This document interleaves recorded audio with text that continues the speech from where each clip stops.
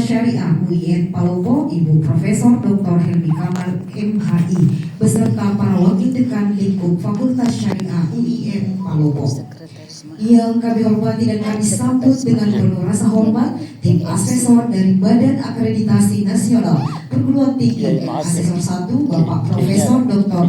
Haji Ija Sultana MAG CMA, dan Asesor 2 Bapak Dr. HM Nurul Irfan MAG. Yang kami hormati dan muliakan para guru besar lingkup Fakultas Syariah. Yang kami hormati para dekan, para ketua lembaga, kepala SPI, dan para kepala unit serta para pejabat lingkup UIN Palopo. Yang kami hormati para mitra dan yang kami banggakan seluruh tim Boran Program Studi Hukum Tata Negara Fakultas Syariah UIN Palopo. Hadirin Bapak Ibu yang berbahagia, perkenankan kembali saya Nur Hayati Usman akan memandu jalannya acara penutupan pada sore hari yang berbahagia ini. Bapak Ibu yang kami hormati, dengan memohon ridho dan petunjuk dari Allah Subhanahu wa Ta'ala, acara penutupan asesmen lapangan akreditasi program studi hukum tata negara pada Fakultas Syariah Universitas Islam Negeri Palopo pada hari ini di Aula Fakultas Syariah UIN Palopo, Selasa 2 Juni 2026. Mari kita awali dengan membaca basmalah. Bismillahirrahmanirrahim. Hadirin yang berbahagia, setelah seluruh rangkaian asesmen lapangan terlaksana, marilah kita bersama menyimak penyampaian hasil asesmen sebagai bagian penting dari proses peningkatan mutu institusi. Dengan hormat, kami persilakan kepada Bapak Profesor Dr. Haji Ija Sultana MAG CMA selaku Asesor 1. Bapak Irfan. Untuk itu kami persilakan kepada Asesor 1, Asesor 2, Bapak Dr. HM Nurul Irfan MAG. Dengan hormat, silakan. Assalamualaikum warahmatullahi wabarakatuh. Bismillah, alhamdulillah, salatu wassalamu ala rasulillah Sayyidina Maulana Muhammad ibn Abdillah wa ala alihi wa sahbihi wa mawala amma ba'du. Bapak Rektor yang kami hormati, para Wakil Rektor, Ibu Dekan, para Wadek, Ibu Kaprodi yang sudah mulai lega atau mulai apa itu? Profesor Dr. Ija Sultana yang insya Allah nanti akan menyampaikan ulasan dan sambil marah-marah. Tapi insya Allah membawa berkah gitu ya.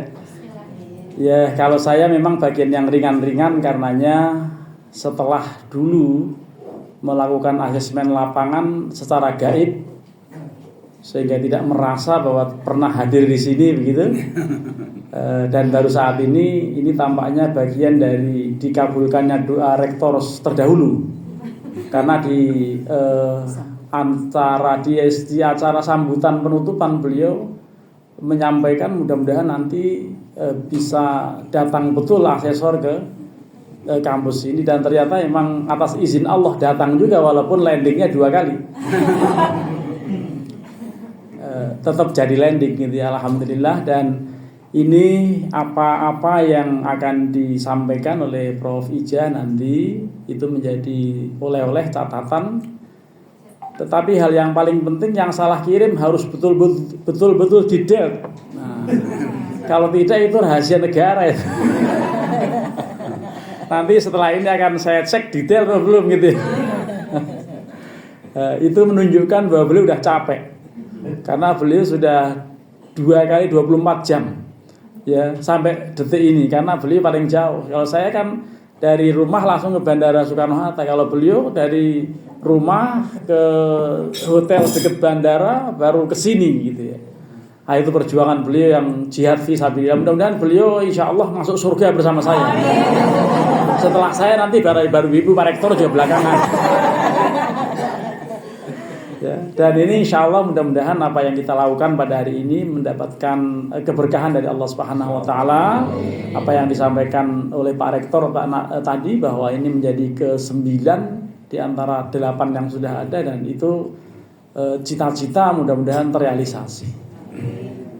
Dengan catatan tadi penting untuk diperbaiki dan hal-hal yang kurang sempurna disempurnakan. Tapi ngelihat senyumnya Bu Kaprodi kayaknya sudah ada tanda-tanda husnul khotimah gitu lah kira-kira. Mudah-mudahan lah itu bisa diperoleh. Terima kasih, saya tidak bisa marah-marah hanya untuk menghibur ibu-ibu gitu ya. Karenanya segala satunya mulai dari visi misi, kemudian tata kelola, kemudian SDM dan lain-lain sebagainya, Profesor Ija yang akan menyampaikan dalam 1,5 jam ke depan. Mampus. Jadi insya Allah dalam waktu beberapa menit ke depan, insya Allah beliau akan memberikan arahan-arahan yang sangat berarti untuk hajatan kita. Tapi hajatan bukan pas asesmen lapangan saja. Hajatan kita itu tiap hari. Apapun kemudian kita catat, apapun kita dokumentasikan, itu menjadi bagian dari yang sangat baik dalam menjaga keunggulan sebuah kampus. Terima kasih. Assalamualaikum warahmatullahi wabarakatuh. Baik, Bapak Ibu yang kami hormati, baru saja bersama kita mendengarkan hiburan dari asesor 2. Selanjutnya mari kita menyimak ulasan yang tajam dan terpercaya dari asesor 1 kepada Bapak Profesor Dr. Haji Ija Sultana MAG CLA. Dengan hormati, silakan.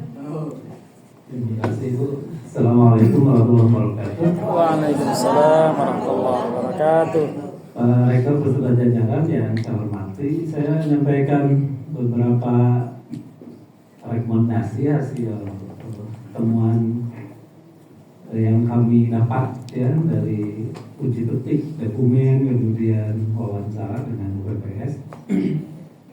Kami di sini punya tugas Pak di ujung dalam asesmen ini menyampaikan 2 hal. Yang pertama menyampaikan rekomendasi namanya. Rekomendasi itu beda dengan rekomendasi. Istilah BNPT nyebutnya komendasi. Komendasi itu penghargaan sebetulnya kepada Bapak Ibu yang telah memiliki upaya dan proses dalam menata kelola program studi secara khusus. Yang pertama kami sampaikan rekomendasi atau penghargaan pada visi misi. Jadi Pak Rektor kampus ternyata sudah punya visi misi teman-teman, dan itu dihargai oleh kami sebagai sebuah tekad baik untuk mengelola perguruan tinggi. Kenapa? Karena visi itu penting Pak. Jangan sampai ada perguruan tinggi tidak punya visi. Kalau perguruan tinggi tidak punya visi, tidak dianggap tidak punya tujuan. Jadi mau apa dan mau kemana kan harus jelas. Nah, karena Bapak Ibu sudah punya visi dan misi, juga punya tujuan, terus strategi, IMPS sudah punya, maka kami anggap bahwa ini perguruan tinggi sudah berjalan di atas aturan dan keharusan. Memang harus punya visi, itu wajib perguruan tinggi itu. Nah, hanya rekomendasinya begini, bahwa visi itu kalau sudah dicanangkan dan sudah dibuat pernyataan visi, maka itu jangan dianggap visi-visian. Paham Bapak Ibu visi-visian? Jadi visi-visian itu bahwa itu hanya sekedar menggugurkan kewajiban kita membuat visi, sehingga direnstra, kemudian direnov, dan di dalam dokumen lainnya itu dianggap ya harus ada karena lumrahnya ada. Jangan begitu itu ya. Jangan dianggap ini lumrahnya. Kenapa tidak begitu? Karena visi itu tujuan kita bersama malah.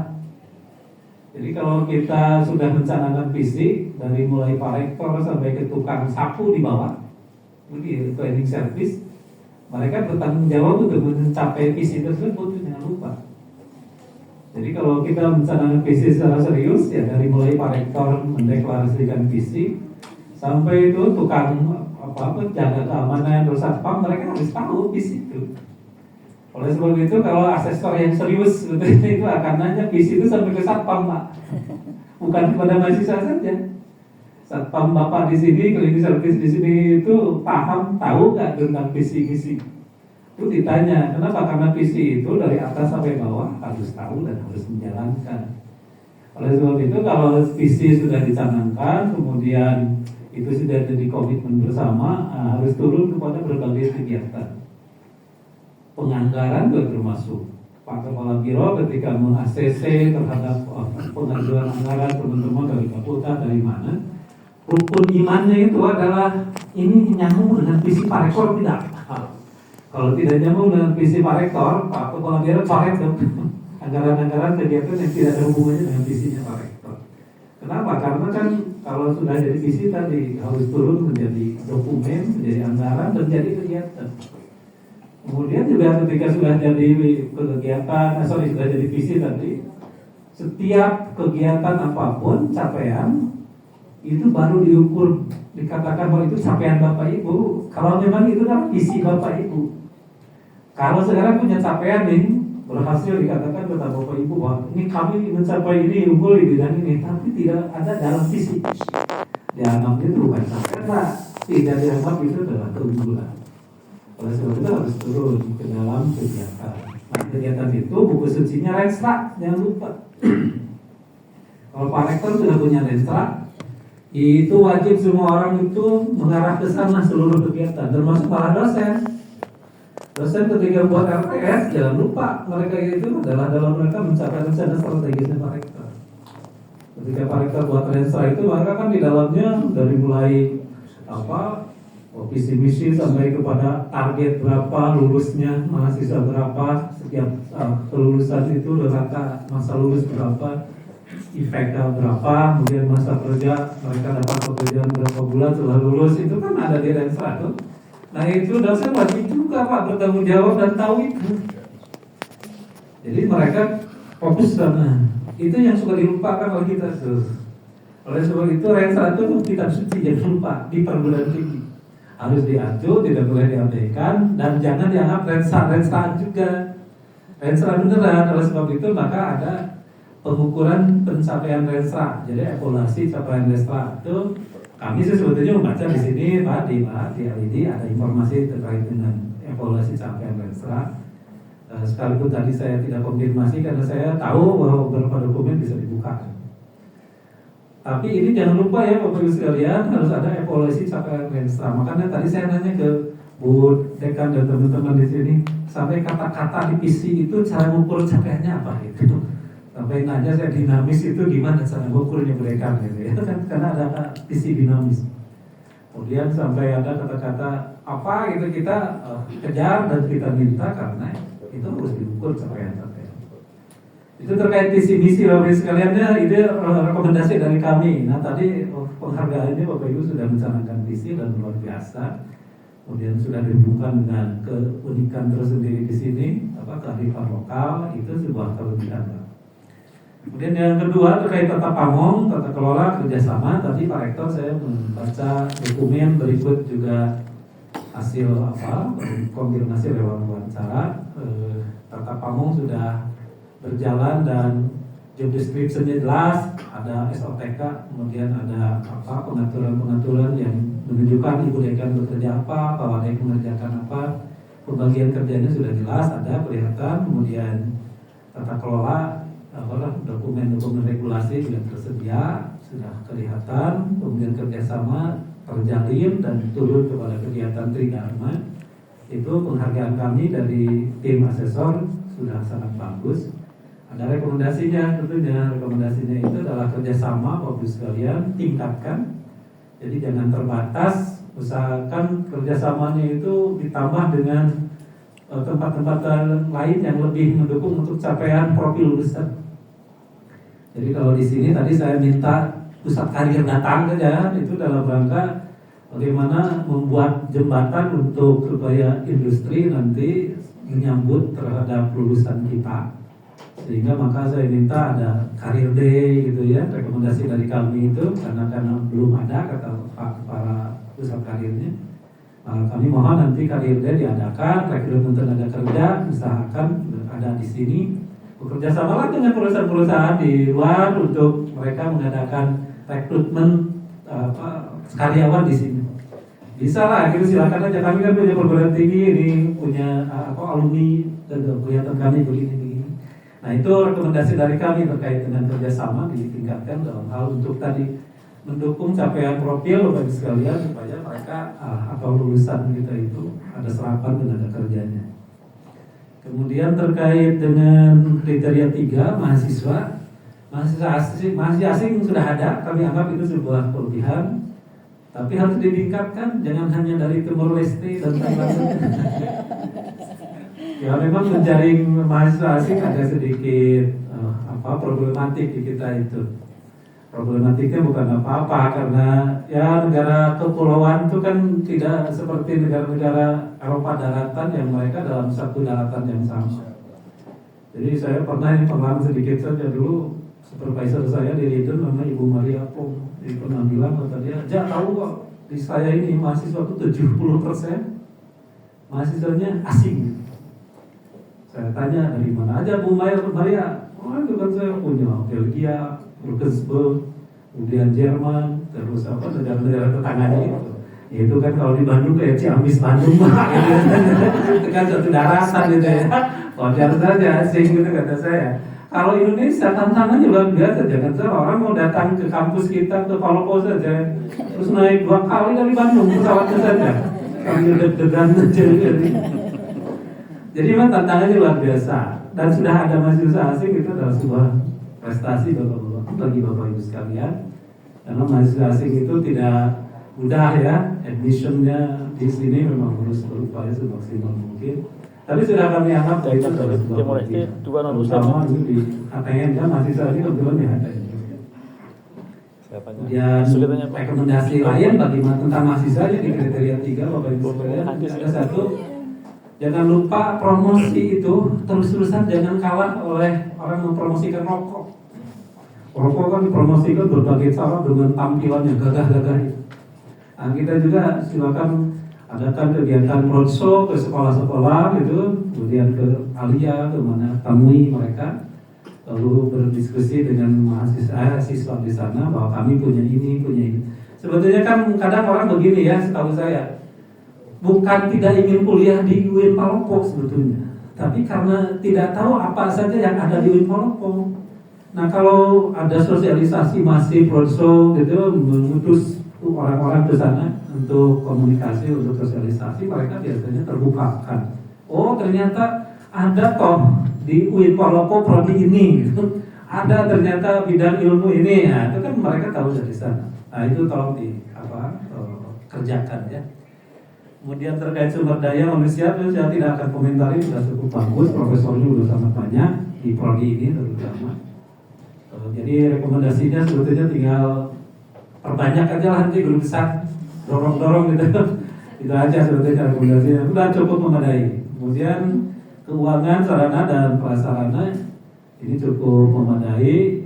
Paling dibedakan ya Bapak Ibu, apa itu sarana dan prasarana. Tahu kan sarana itu hal-hal yang terkait langsung dengan pembelajaran, namanya sarana Pak. Meja, laptop, kursi, itu apa? TV, itu adalah sarana. Kalau prasarana itu pendukung fisik, jalan tuh Bu, jembatan, gedung, kemudian ada di sana tuh pagar, itu namanya prasarana. Jadi tolong dibedakan karena di dalam penyusunan LED itu tidak terlalu jelas apa sarana dan mana prasarana, karena masih disamakan aja antara sarana dengan prasarana, padahal itu beda. Jadi prasarana itu pendukung tapi tidak langsung dengan proses pembelajaran. Kalau yang kayak gini, meja, kursi, kemudian board gitu, nah itu adalah sarana.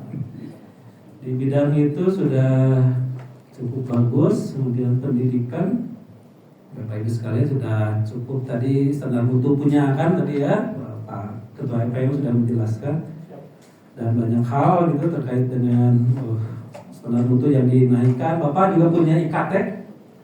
Indikator itu indikator kinerja tambahan atau istilahnya adalah pelangkauan standar yang dari ASN Dikti. Bapak kan tadi saya tanya 24 standar itu pelangkauannya berapa? Nah, untuk unggul itu kan harus punya pelangkauan. Kalau sudah melampaui dan ternyata pelangkauannya itu 16, itu sudah cukup bagus, dan saya rekomendasikannya itu terus dipantau Pak, diaudit ketercapaiannya oleh penjaminan mutu ya, jangan lupa. Jadi kalau sudah mencanakan 16 pelangkauannya dari 24 standar, itu harus rutin dipantau dan dicek tercapai tidak dilaksanakan tidak. Kemudian terakhir terkait dengan penelitian pengabdian sudah cukup bagus tadi terkait penelitian, sudah melibatkan mahasiswa, roadmap-nya ada, tema-tema sudah diacu, itu sudah sangat bagus. Itu sudah menunjukkan bahwa Bapak bekerja dalam penelitian dan pengabdian itu sistematis. Dan di terakhir yang luar anak di kriteria 9, kami anggap bahwa lulusan yang telah Bapak dapatkan, kemudian dan tadi mungkin ada alumni juga yang bertemu, saya juga bertemu langsung dengan seorang pengacara tadi itu di bawah, itu menunjukkan bahwa luaran Bapak atau luaran trigama Bapak itu memang ada dampaknya dan bisa terukur. Ternyata Bapak melakukan kegiatan pembelajaran di pendidikan tinggi di sini, ini ada hasil. Karena Bapak itu juga harus sadar bahwa kita itu biaya oleh negara, jangan lupa kalau 5 tahun saja berapa ratus miliar. Punten Pak Kepala Biro, per tahun Palopo berapa anggarannya? Ada sekitar 250 Pak? Nggak sampai, sekitar 80, mungkin kalau sekitar 100 dengan lain-lain 200 miliar ibaratnya. Kalau sekarang dikalikan 5 tahun, kita itu sudah menghabiskan uang 500 miliar. Lalu apa kontribusi kita bagi masyarakat dan dampaknya? Nah tadi kan ada alumni, mereka bekerja, mereka berkiprah, itu adalah bukti bahwa kerja kita ada manfaat. Jangan dianggap bahwa hanya hambur-hambur uang negara, enggak. Bahwa kita punya alumni, makanya ada threshold untuk menjawab pada pemerintah bahwa kami itu ada hasilnya. Ini loh hasil-hasil kami. Nah, dan PT itu sebetulnya tangan ke bawah, panjangan tangannya pemerintah juga Pak untuk ngecek-ngecek. Ini ada hasilnya enggak? Itu bahwa dibiayai oleh negara itu berdampak. Saya pikir secara umum overall Bapak Ibu sekalian sudah bekerja dengan baik, tapi jangan lupa bahwa ini adalah pekerjaan yang masih terus berproses. Jangan berhenti dalam hal urusan hal-hal yang sifatnya teknis, tapi substansi juga harus dipertimbangkan untuk terus ditingkatkan. Terakhir dari kami bahwa kami di sini memotret saja. Nanti hasilnya akan kami sampaikan ke PT. Nanti hasilnya juga tidak hanya di tangan asesor saja, tapi ada di tangan validator dan Dewan Eksekutif PT. Jadi mudah-mudahan Bapak Ibu sekalian doanya dikabulkan sesuai keinginan. Dan apa yang kami sampaikan mudah-mudahan diterima sehingga kata Ban PT oke. Dan kalau nanti kami masih minta data tambahan, saya kontak Pak Prodi ya. Terima kasih Pak Rektor, Bapak Ibu sekalian, Pak Wakil Rektor dan semua jajaran, termasuk Pak Kepala Biro, Pak Dekan dan lain-lain. Demikian, mohon maaf apabila kami ada kekurangan dan mudah-mudahan apa yang diingini oleh kita bersama dikabulkan oleh Allah Subhanahu wa taala. Assalamualaikum warahmatullahi wabarakatuh. Waalaikumsalam.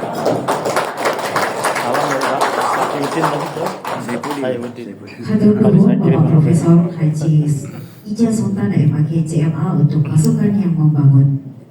Hadirin yang kami hormati, tibalah kita pada penghujung rangkaian kegiatan asesmen lapangan program studi hukum tata negara Fakultas Syariah Universitas Islam Negeri Palopo.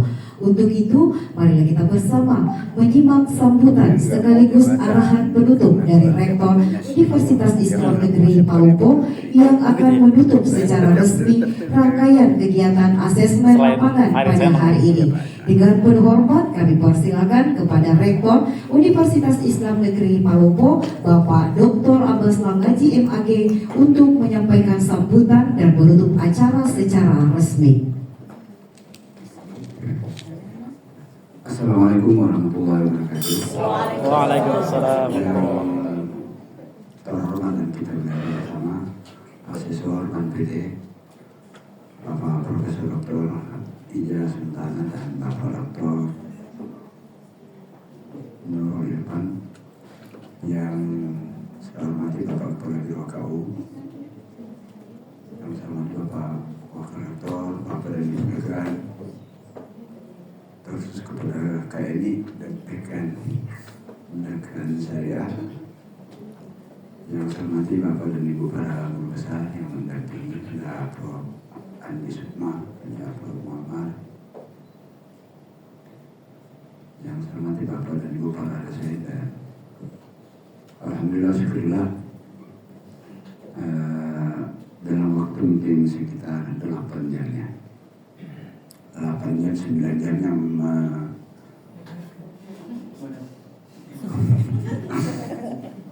menegangkan paling tidak melepaskan Bapak dan Ibu semua dari ketegangan beberapa hari ini. Terus terang dan saya pantau dalam hampir 3 pekan terakhir Prof.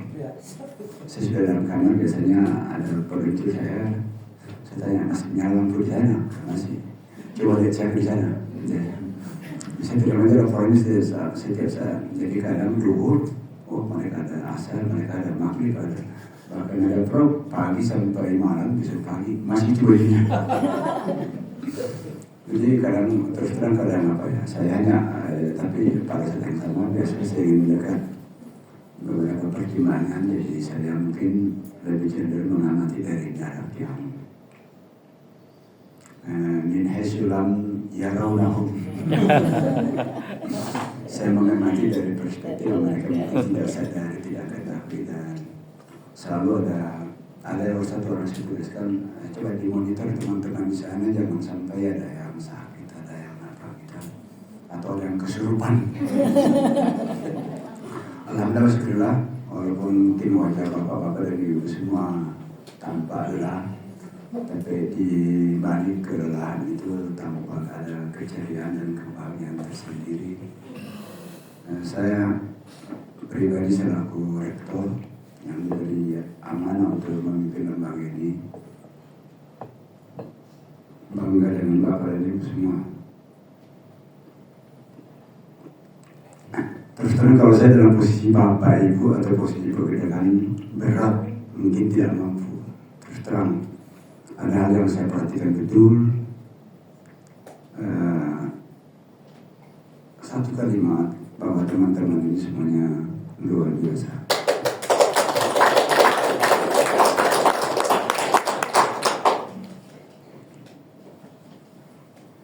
Saya terus terang pernah saya malam apa ya, tiba-tiba ibu di rumah, kami dulu habis apa ya malam, hampir jam 2. Ibu tanya, tidak masih ada gak orang-orang bisa di sana? Saya tidak menjawab, saya cuma bertanya, Tuhan, saya bangga dengan kerja teman-teman semua sekali lagi, dan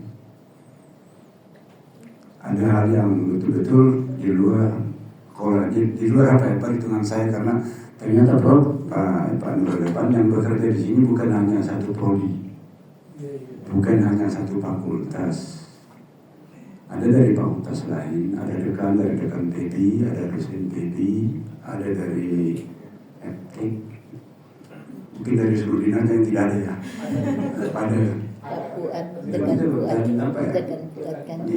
rekannya untuk kesini, dan apa yang saya terus terang saya susah melukiskan kebahagiaan saya ketika acara-acara hajatan seperti ini, kolaborasi teman-teman dan tanpa perintah dari rektor. Saya tidak pernah, saya cuma memantau melalui Pak Wakil Rektor, melalui beberapa orang yang saya sempat informasi sampaikan. Sekali lagi saya bangga dengan Bapak dan Ibu semua. Kemudian pada Bapak Asesor, kami keluarga besar UIN Palpo berterima kasih yang sebesar-besarnya atas arahan-arahan yang sudah diberikan sepanjang melakukan asesmen lapangan. Penghargaan Bapak dan Ibu semua, penghargaan yang disampaikan oleh asesor tadi sesungguhnya penghargaan untuk Bapak dan Ibu semua yang bekerja luar biasa. Saya sangat berharap komunikasi dengan Bapak Asesor, terutama untuk pengembangan HTN dan prodi-prodi lain di UIN Palop itu mungkin tetap bisa terlaksana dengan baik, Prof. Insya Allah catatan-catatan dan rekomendasi saya catat semua, Prof. Mulai dari tata bangun, tata kelola mahasiswa, apa ya, visi-misi semuanya saya catat. Insya Allah jadi catatan kami untuk pengembangan lembaga ini ke depan. Akhirnya saya akan mengucapkan sekali lagi terima kasih banyak Prof atas berkenan hadir di kampung kami.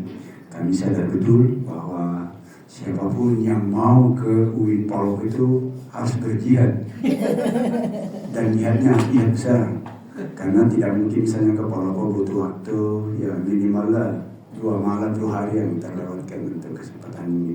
Sekali lagi kesediaan dan berkenan untuk hadir di sini merupakan penghormatan dan nikmat luar biasa bagi kami di sini. Seiring doa kami semua, semoga Bapak dan Ibu senantiasa sehat.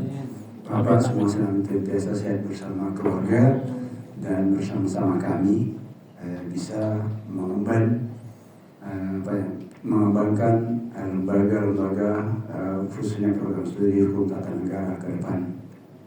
Mudah-mudahan kebersamaan Prof dan kami, sekali lagi Prof, jangan bosan bila kami ada di antara dosen kami atau tenaga pendidikan kami yang sudah yang akan menghubungi Prof mungkin apakah terkait langsung dengan program HTN ini maupun untuk urusan-urusan lain. Terus kepada kayak ini terima kasih banyak Bu. Diberikan ini Prof, dia hari di sini bukan sendiri. Bahkan suaminya biasa hari di sini pagi sampai sore. Saya benar-benar biasa pagi saya sengaja dia mau tahu. Oh dia ternyata saya pikir cuma diantar, ternyata ditemani, bukan ditungguin, ditemani.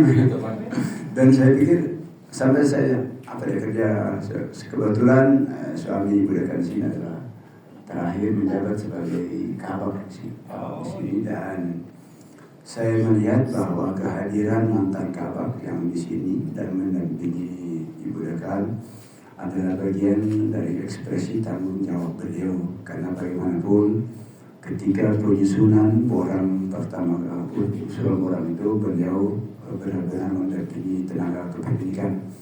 Akhirnya kepada Allah Subhanahu Wa Taala kita menyerahkan semua ikhtiar kita dan dengan bersyukur kepada Allah Subhanahu Wa Taala serta berselawat kepada Rasulullah Muhammad SAW.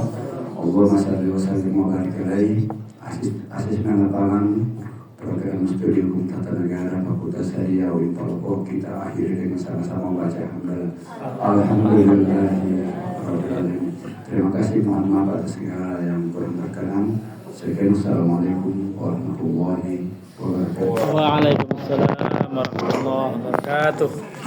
Baik, hadirin Bapak Ibu yang kami hormati, selanjutnya mari bersama menyaksikan penandatanganan berita acara asesmen lapangan program studi hukum tata negara Fakultas Syariah Universitas